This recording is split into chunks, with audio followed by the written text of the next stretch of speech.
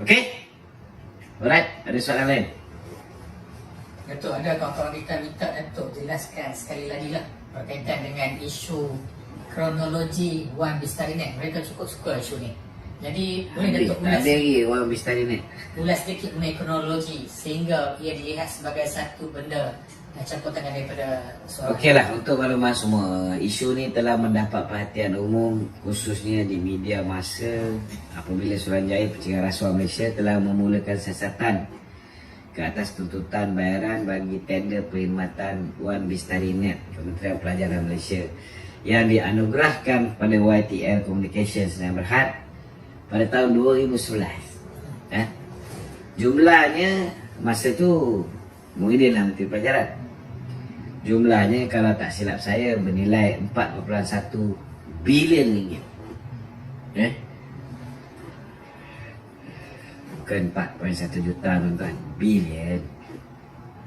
Saya juga difahamkan bahawa baru ni pihak SPRM telah membuat penggeledahan ke atas beberapa pejabat kerajaan dan pejabat YTL Communications Sdn Bhd di KL.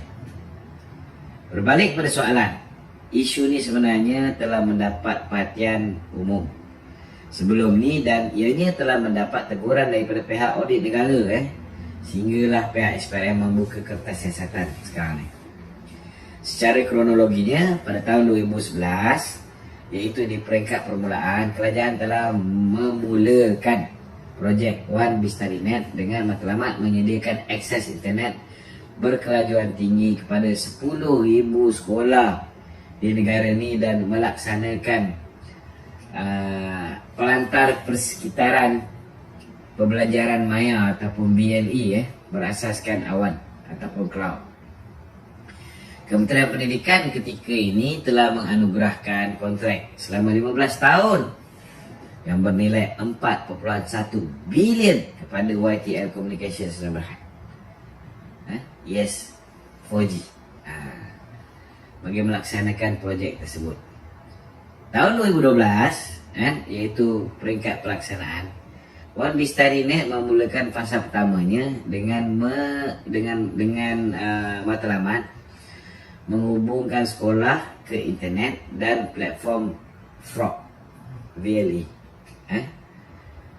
Bagi yang belum mengetahui, Frog VLE ni adalah satu sistem pembelajaran berasaskan web yang menyerupai dunia pembelajaran sebenar dengan mengintegrasikan konsep pendidikan konvensional dengan kaedah maya. Sebagai contoh, guru-guru yang dapat memberi tugasan, ujian dan menyemak tugasan secara maya, sementara pelajar dapat menghantar tugasan dan menyemak markah menerusi BLE. Kemudian pada tahun 2013, masalah iBistarinet ini mula timbul apabila pihak sekolah telah membuat laporan mengenai masalah yang dialami yang melibatkan kelajuan internet dan sambungan. Banyak sekolah luar bandar tak dapat manfaat perkhidmatan ni. Susulan infrastruktur dan liputan menjadi terlalu lemah. Laporan Ketua Audit pada ketika itu telah menyuarakan kebimbangan terhadap projek ni, mengenengahkan ketidakcekapan dan kegagalan mencapai objektif yang telah pun ditetapkan. Tahun 2014 hingga 2015, isu ni dilihat bertambah serius, di mana projek ni mendapat perhatian serius ahli parlimen dan juga orang ramai juga mula mempersoalkan keberkesanannya dan juga kos yang terlalu tinggi, 4.1 bilion tuan-tuan.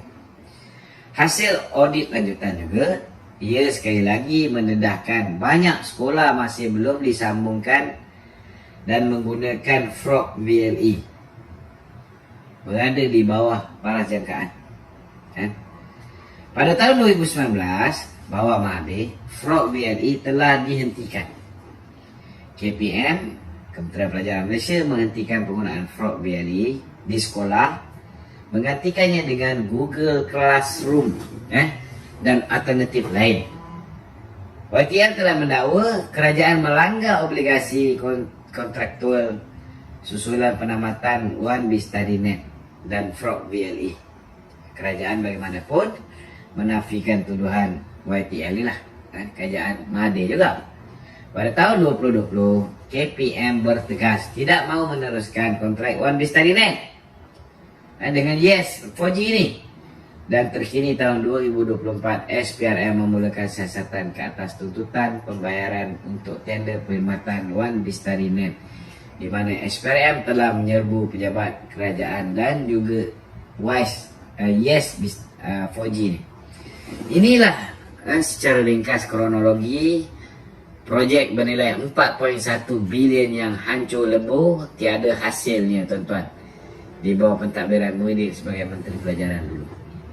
Secara peribadi, saya amat sokong SPRM menyiasat siapa saja yang terlibat dalam projek ni. Jangan kasih lepas. Okey, ada lagi? Datuk, sambung sedikit pasal One Bistarinet. Apa pandangan Datuk? Ada yang mengatakan isu atau skandal ini melibatkan Tan Sri Muhyiddin Yassin yang baru-baru ini dia sumpah kata dia tak buat dan sebagainya. Mohon terjelaskan. Kalau nak sumpah tu belajar dengan Najib Razak. Cara sumpah tu kena betul. Wallahi, wabillahi, watallahi. Saya bersumpah dengan nama Allah. Saya Muhyiddin Yassin tidak mendapat sebarang hasil sama ada diri saya, ahli keluarga saya, anak saya, keluarga sahabat saya, kroni saya tidak menerima walau sesin pun daripada projek yang dianugerahkan kepada One Bistarinet ataupun kepada YTN. Macam itulah kau patut sumpah. Kalau misalnya saya berbohong, saya reda Allah Ta'ala jatuhkan bala ke atas diri saya. Macam itulah sepatutnya sumpah. Wallahi, itu je. Wabillahi watallahi tak sebut. Itu apik lempang pun boleh buat. Soalan ni kalau boleh lah saya jawab. Berdasarkan kata-kata ataupun penjelasan yang telah dibuat oleh bekas Menteri Pendidikan Dr. Mazli Malik, saya tak mahu dikatakan mereka cerita ataupun menambah fakta daripada apa yang berlaku dalam One Bistarinet. Dr. Mazli lagi pakar benda ni. Daripada penjelasan Dr. Mazli Malik ni tuan-tuan, kos projek ni bernilai 4.7 bilion. Bukan 4.1, 4.7. Dan ketika itu Menteri Pendidikan adalah Tan Sri Muhyiddin Yassin ataupun nama popular dia Den Pagu Al Den Tompo. Kalau tak salah saya, Muhyiddin jadi Menteri Pendidikan ni bermula tahun 2009 sampai 2015 bila dia dipecat. Sebenarnya apa yang diperkatakan oleh Dr. Mazli Malik ni tuan-tuan memang ada dalam pengetahuan saya pun. Cuma fakta-fakta dikeluarkan oleh Dr. Mazli Malik ni dilihat lebih kredibel kerana beliau sendiri adalah bekas Menteri Pendidikan dan sudah pasti perkara ni berada di bawah perhatian beliau semasa di kementerian dulu. Tuan-tuan, ramai yang sudah tahu penganugerahan kontrak One Bistarinet ni diberikan kepada kroni. Kroni siapa? Semua orang tahu dah. Tidak lain dan tidak bukan adalah kroni Tan Sri Muhyiddin Yassin ataupun Den Pagu ni. Dah lah nilai projek sebanyak 4.7 bilion. Last kali, pihak sekolah pula kena bayar untuk setiap pencawang yang penggunaan Yes 4G ni. Dah lah pacak pencawang free. Bila bil elektrik tu tuan-tuan, bil elektrik pun sekolah kena payung. Sekolah kena bayar tuan-tuan. 1 sen pun mereka tak keluar duit. Dr. Mazli juga berkata semasa beliau meneliti perjanjian ataupun kontrak untuk projek ni, tiada satu pun klausa yang menguntungkan kerajaan dan juga rakyat. Sebaliknya, ia memberikan keuntungan kepada YTL sebagai kroni Muhyiddin. Ini terang-terang satu jenayah besar tuan-tuan, dan satu pengkhianatan luar biasa kepada anak bangsa.